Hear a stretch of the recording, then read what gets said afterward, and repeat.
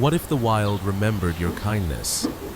When an elderly woman living alone in the snowy mountains opens her heart to 4 orphan bobcats, she never expects them to return.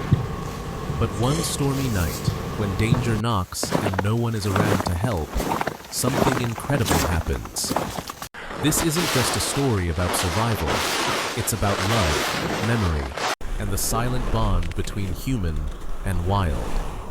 Stay with us until the end. This one will stay in your heart. Before we begin, tell us where you're watching from in the comments. If you enjoy the story, please like and follow. It helps us keep creating more. Your feedback means everything. Thank you. Windermere Ridge was silent beneath a blanket of late spring snow. The wind that usually swept across the peaks had stilled, leaving the world in a quiet hush that seemed almost sacred. At the edge of the forest, nestled in a clearing carved out by decades of effort and love, sat a weather-worn log cabin.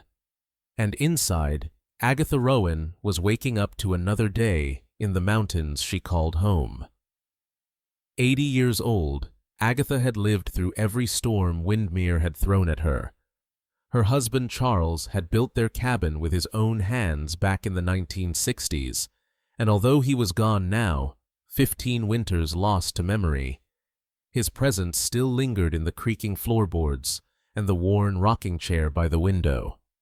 Agatha had long since learned how to be alone without being lonely, or at least that's what she told herself. The knock on her door came mid-morning, sharp and unexpected. Few people ventured up the mountain this time of year unless they had a reason. When she opened the door, a gust of cold air swept in along with the tall frame of Brent Calloway, the local game warden. He looked like the forest itself had carved him, broad-shouldered, wind-chapped, eyes tired but kind. "Agatha," he said with a nod, brushing snow from his coat. "I need a favor. A big one." She raised an eyebrow. "Last time you said that, I ended up feeding an injured fox boiled chicken for 2 weeks. This is more complicated." From the bed of his pickup, Brent lifted a large wooden crate. Agatha leaned over and peered inside. 4 tiny bobcat cubs, eyes too blue for their age and fur puffed from the cold, huddled together in a ball of vulnerability. One gave a faint hiss, bearing teeth no bigger than sunflower seeds. Agatha's breath caught. "Their mother was hit by a truck on Logging Trail Road," Brent explained quietly. "I found these 4 in a hollow near the site. Wildlife center's at full capacity right now. Can't take them for 2 weeks." Agatha's lips pressed into a thin line. "And you thought of me." "You've got the touch," he said. "And the heart." She stood in the doorway a moment longer, staring at the crate. A younger version of herself might have said no, but the silence in her home had grown heavier over the years, and something about the tiny, wild eyes looking back at her pulled at a place deep inside she thought had long closed. "Bring them in," she said finally, "but I'll need help with formula and supplies." Over the next hours, Brent helped set up a warm corner in Agatha's spare room. Heating pads, blankets, a space heater, syringes, and formula for feeding. He warned her gently, "They're wild, Agatha. Don't name them. Don't let them imprint." She nodded, but even as he drove away, she was already whispering names in her head. The reddish male became Ash. The smallest, constantly squeaking female was Junie. The bold explorer was Flint, and the quiet observer who watched from corners became Mist. The first feeding was a disaster. Formula spilled everywhere. One cub refused the syringe and bit her thumb. But by the 3rd try, they were latched on, eyes fluttering shut in fragile trust. That night, Agatha set an alarm every 3 hours. She rose, stiff bones protesting, and fed each cub by the warm glow of the lamp. The snow fell outside, blanketing Windmere Ridge in white silence, while inside, a forgotten part of Agatha's heart bloomed quietly in the dark. By the time spring crept fully into Windmere Ridge, the once tiny bobcat cubs had become a storm of fur, claws, and boundless curiosity. Agatha Rowan's cabin no longer resembled the neat, quiet retreat it had once been. Throw pillows were torn to shreds, books had teeth marks along the spines, and a claw-shaped hole had mysteriously appeared in her favorite cardigan. Yet, as she watched Ash leap from the back of the couch to tackle Flint, and Mist silently stalk a ball of yarn across the floor, Agatha felt something she hadn't felt in years: alive. Every morning began with feeding, cleaning, and watching the four siblings tumble and wrestle in a chaos that felt oddly purposeful. Junie, the smallest, was still the loudest, her meows and yowls echoing through the cabin like declarations of sovereignty. Flint had figured out how to open the lower cupboard doors. Ash claimed dominance over the laundry basket. Mist remained the quiet shadow, always watching before she acted. "You should see what they did to my curtains," Agatha told Brent during one of his weekly visits. "I'm starting to think I'm the one in the enclosure." Brent chuckled, but his face grew serious. "They're too comfortable here, Agatha. It's time we start easing them toward release, before they lose the instinct to be wild." Agatha's smile faded. She knew he was right, but knowing didn't make it easier. A few days later, Brent returned with 2 other volunteers and a pickup full of supplies. Behind Agatha's cabin, where Charles's old tool shed had once stood, they began to build an outdoor enclosure. Tall fencing with a secure latch, logs for climbing, hollowed-out stumps for hiding, and real soil underfoot. The move from house to enclosure was emotional. The Bobcats didn't understand the change. Junie cried all night. Flint tried to dig under the fence. Ash paced the perimeter, while Mist retreated to the furthest corner and refused to come out for hours. Agatha watched from her kitchen window, hands clutching a lukewarm cup of tea. "I'm sorry," she whispered, "but it's for your own good." From then on, she changed her routine. She stopped using their names aloud. She wore a canvas hood when she entered the enclosure, hiding her face and scent. She replaced formula with raw meat, mice from the pet store, then rabbits as they grew stronger. When they hissed at her, she didn't scold them. When they swatted, she let them. "They're learning to be wild," she told herself. "They're doing exactly what they should."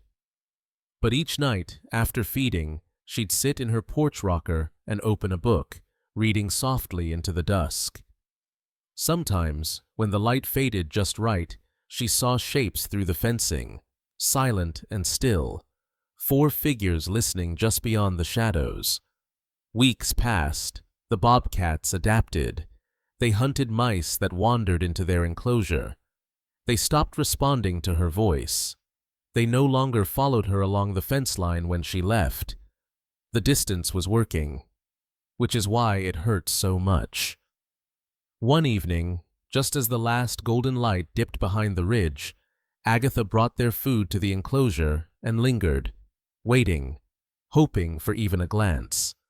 But no one came. Ash, Flint, Junie, and Mist remained hidden in their makeshift den, no longer drawn to her presence. For the first time, Agatha felt like a stranger. She stood there, holding the empty bucket, heart tightening. They were ready. Back inside, she sat at the edge of her bed, hands trembling. Her fingers brushed against a photo of Charles and her, younger, standing by this same cabin, with snow in their hair and fire in their eyes. "They're leaving," she whispered to the picture, "and I don't know if I'm strong enough to let them go." But she would be. She had to be. The call came the next day. The center had space. The Bobcats would be transferred in 3 days. Agatha hung up the phone and stared out the window. She'd already lost a husband, a daughter to the city, and years of silence. Now she would lose the 4 wild hearts who had filled the quiet places in her life with untamed love. And so, with the weight of goodbye pressing on her chest, she began to prepare, not just their things, but her own heart, for what came next. The morning of the transfer was impossibly bright. Sunlight spilled across Windmere Ridge like a blessing, or perhaps a cruel irony, Agatha thought, as she stood on her porch clutching a folded blanket to her chest.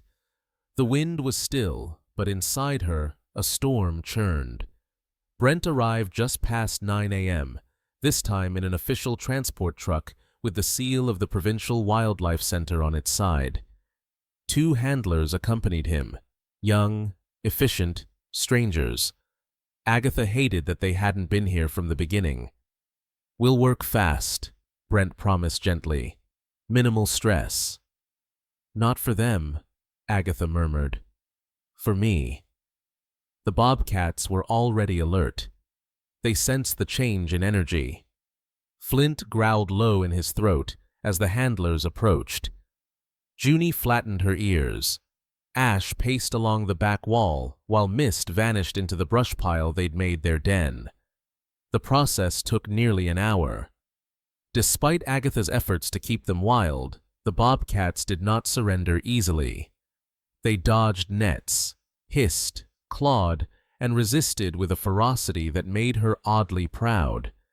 They were no longer fragile or dependent. They were capable. As each was secured into a crate, Agatha knelt beside them. She didn't speak, not their names, not even a goodbye. Just placed her hand gently on the wood, a silent blessing. The last to be crated was Mist. She had remained still, almost invisible, until the very end. When cornered, she didn't fight. She stared, long and hard, into Agatha's eyes, and Agatha stared back until the moment passed. Brent closed the final latch. "They'll be safe," he said. "They'll be free." Agatha nodded, unable to speak. Her throat felt thick with something too big to swallow. The truck rumbled down the snowy path and disappeared into the trees. And just like that, her world was quiet again. Too quiet. That night, the cabin felt cavernous. Every sound echoed, the scratch of her pen against a crossword puzzle, the tick of the old mantel clock, the groan of the stove cooling down. She left their enclosure untouched, couldn't bear to dismantle it. The days passed. Agatha busied herself with spring chores, clearing brush, checking the roof shingles, planting early bulbs in the window boxes. She baked pies for the church fundraiser, read 3 novels in a week. But every so often, her eyes would drift toward the forest, toward the memory of 4 sets of golden eyes watching her. 2 weeks later, Brent returned with news. "They're doing remarkably well," he said over coffee at her kitchen table. "Adapting fast, no behavioral issues. Staff says they're a tight sibling group. Hunt together, sleep together. That's rare in Bobcats." "They were always a team," Agatha said, half smiling. "They taught each other things I never could." Brent hesitated, then added, "Their release is scheduled for next week.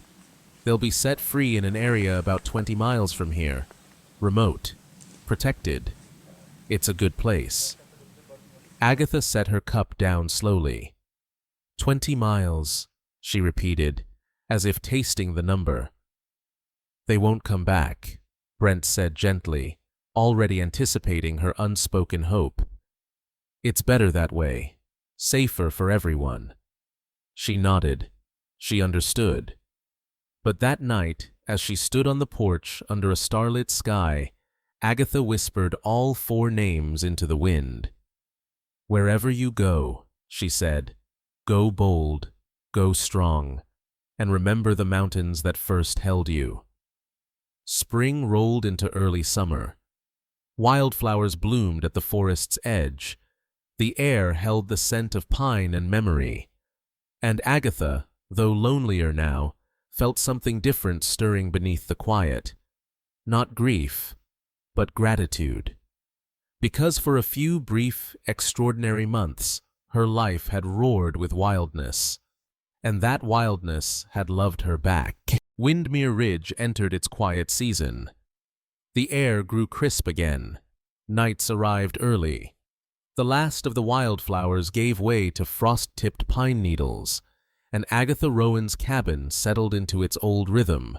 1 woman, 1 fireplace, and long, silent evenings. It had been 3 months since the Bobcats' release. 3 months since the crates vanished into the trees, carrying away the 4 wild hearts she'd nursed into life. She didn't expect to see them again. She knew enough about wildlife to understand that memory, especially in the wild, rarely stretched beyond instinct. They were living their lives now, hunting, hiding, thriving, hopefully. Agatha had made peace with the silence, or tried to. Then came the storm. The wind howled the night it happened, an early winter squall that tore down from the ridge without warning. Snow fell sideways, thick and fast. The power blinked out around 6 p.m., leaving Agatha to light candles and stoke the fire. She double-checked the latch on every door. She had food, blankets, and patience. She'd been through worse.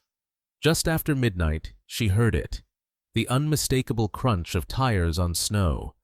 Headlights swept across the cabin walls. She went to the window, cautious. A truck, not Brent's, not anyone's she recognized. It stopped 20 feet from her porch. 2 men climbed out. Her stomach turned cold. They weren't dressed like rangers or neighbors. Heavy coats, but no badges, no reflective gear. One carried a flashlight. The other, something in his coat bulged wrong. A shape too heavy to be tools. Agatha backed away from the window. She'd heard rumors, break-ins, robberies targeting older residents in isolated areas. The sheriff had warned her gently. Her phone was dead. The generator hadn't kicked in, and she was alone. The knock on the door was not polite. It was hard, demanding.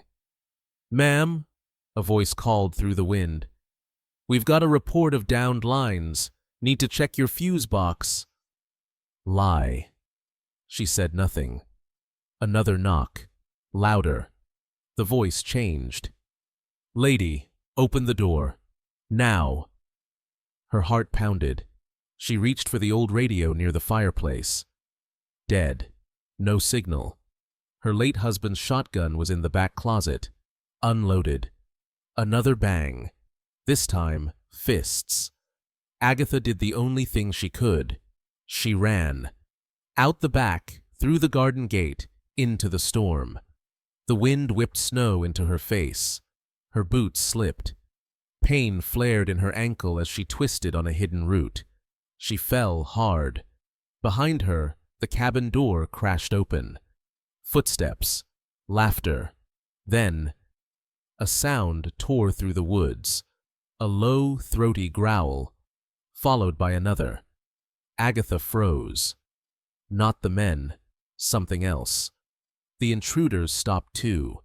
One swore. The flashlight beam jerked across the trees, and out of the darkness came 4 shapes. Silent, powerful, predatory. The Bobcats emerged like ghosts from the storm, Ash leading, his shoulders broad now, a hunter's gleam in his eyes. Flint flanked left, missed right. Junie brought up the rear, her tail lashing like a whip.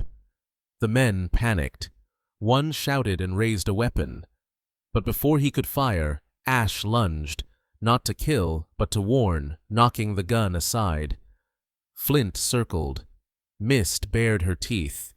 Junie leapt onto the porch railing, snarling. It was over in seconds. The men fled, slipping, falling, screaming into the night. Their truck roared away in reverse, crashing through a snowbank and vanishing into the trees. Agatha lay in the snow, breathing hard. The Bobcats turned. Ash stepped forward, head low, eyes locked on her face. "Is it really you?" she whispered. He made a chuffing sound. Familiar, soft. Then the others approached, cautiously, respectfully. They surrounded her, not as predators, but as protectors. And in that moment, Agatha understood. They remembered. With their warm bodies forming a windbreak around her, she crawled back toward the porch. The climb up the steps was agony, but the Bobcats stayed until she reached the door. Not one of them tried to follow her inside. They understood. Before closing the door, she turned back to them. "Thank you," she whispered. Outside, 4 golden-eyed figures stood guard, silent in the snow, as the storm passed over Windmere Ridge. Morning came slow and blue over Windmere Ridge. The storm had passed, leaving a sparkling stillness across the land. Trees bowed under the weight of new snow. Smoke curled gently from Agatha Rowan's chimney. And just beyond the porch, 4 sets of paw prints circled like a guardian's signature, then vanished into the woods. The sheriff arrived around noon, plowing through the snow-covered road with a deputy and a local medic in tow.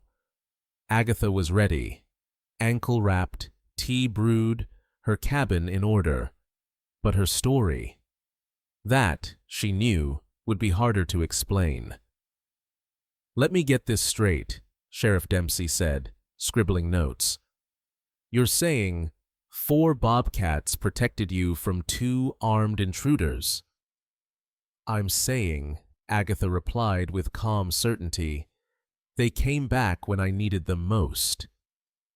He raised a brow. The deputy checked the snow for tracks. They found them. Human footprints, 2 pairs, fleeing toward the woods. And feline ones, larger than house cats, circling, pursuing.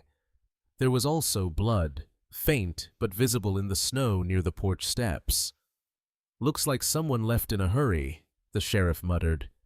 But he didn't question her again. Because truth, in these mountains, didn't always need to be logical. The days that followed moved with quiet awe.